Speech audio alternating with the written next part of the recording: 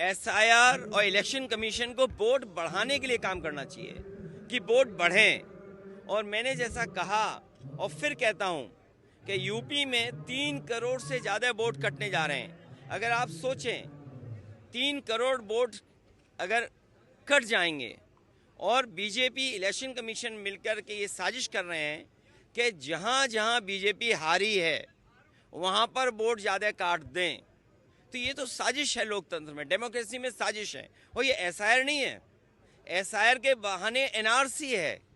जो एनआरसी ये सीधी लागू नहीं कर सकते थे, वो एनआरसी लेकर के आए हैं। ये लोगों के कागज ढूंढवा रहे हैं। अगर कभी एनआरसी लागू तो कागज क्या देने पड़ेंगे? यही तो कागज देने पड़ेंगे।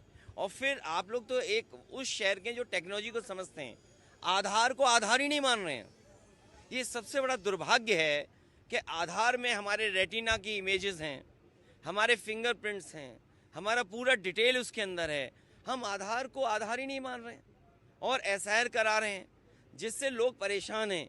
इन्होंने नोटबंदी में परेशान किया, जीएसटी से उद्योगपतियों को परेशान किया, कोविड में परेशान किया और अब एसआईआर से परेशान कर रहे हैं। क्या सोच सकते हैं आप यूपी में 3 करोड़ से ज़्यादा वोट कट जाए? तो ये कैसी डेमोक्रेसी है? अगर हमें वोट ही नहीं डालेंगे हम, तो फिर लोकतंत्र को कैसे बचाएंगे?